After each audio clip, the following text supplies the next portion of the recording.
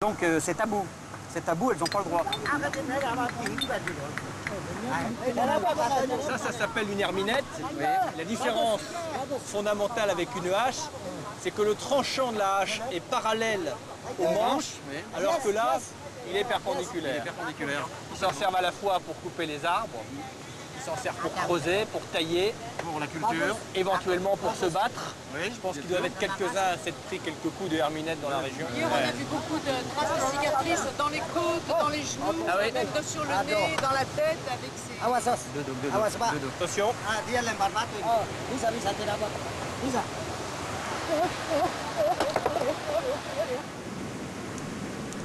Tu vois Nicolas, la deuxième procédé pour trouver le bon filon dans la roche, c'est la méthode du feu.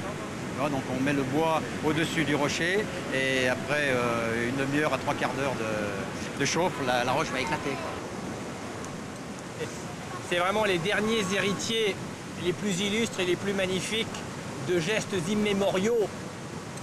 Et c'est vrai qu'on sent bien la fragilité de tout ça parce que, faut quand même le dire, hein, la collision entre la culture papou et les cultures venues de l'extérieur ces dernières décennies s'est faite malheureusement au détriment des papous et il serait temps qu'on leur laisse à eux seuls le choix du chemin qu'ils vont suivre dans les décennies à venir.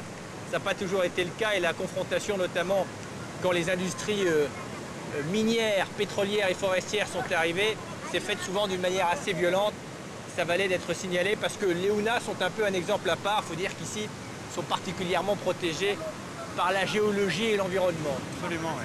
Ce sont eux, ils ont leur propre mine à eux, qui est jalousement gardée, tu vois, c'est la mine de pierre ici. Oui, et puis leur mine et leur richesse extraordinaire, c'est cette relation privilégiée qu'ils ont avec la nature et qu'ils n'ont jamais perdu cette connaissance qui leur permet d'arriver à un équilibre extraordinaire entre leurs besoins et ce que la nature leur donne. Et ça n'a pas de prix, oui.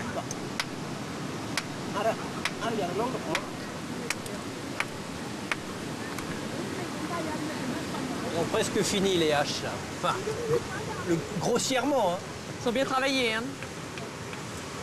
Je ne sais pas si seul le relief et la difficulté d'ailleurs qu'il occasionne pour ceux qui veulent le traverser peut expliquer l'isolement des Hunas en particulier, parce que autant dans la vallée de la Baliem, je crois que les premiers contacts se sont faits en 1938, ici ça a été plutôt dans les années 60. Mais en tout cas, apparemment, ce relief leur a profité et c'est un relief visiblement très jeune, non? C'est un relief très jeune et avec une érosion énorme parce qu'il y a énormément d'eau. Donc ça fait des vallées abruptes, encaissées et des pentes plus de 50 degrés la plupart du temps. Et on voit bien, hein, les Hunas vivent toujours avec une jambe plus basse que l'autre. C'est vraiment un peuple qui ne profite que très rarement de surface horizontale. Alors ce qu'il faut aussi expliquer, c'est que la situation actuelle de la Nouvelle-Guinée est séparée de l'Australie par une mer il n'y a pas plus de 50 mètres de qui fait 50 mètres de profondeur. Ça, c'est une situation exceptionnelle parce que depuis l'origine des choses, la plupart du temps, ça a été une situation inverse, quoi. C'est-à-dire que depuis 2 millions d'années qu'il y a des glaciations, le niveau de la mer baisse régulièrement de 130 mètres puisque cette quantité d'eau est stockée sous forme d'immenses calottes glaciaires sur l'hémisphère nord.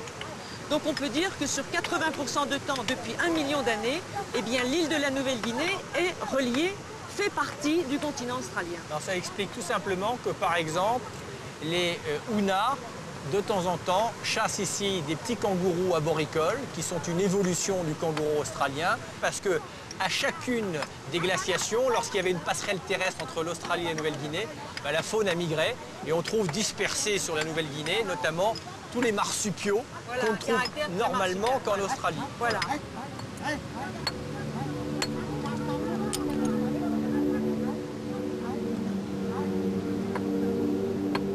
Peu nombreux sur le territoire des Hunas en raison de l'altitude, les marsupiaux se rencontrent surtout dans les forêts du nord-ouest de l'île où s'est rendue une équipe d'Ushuaïa Nature.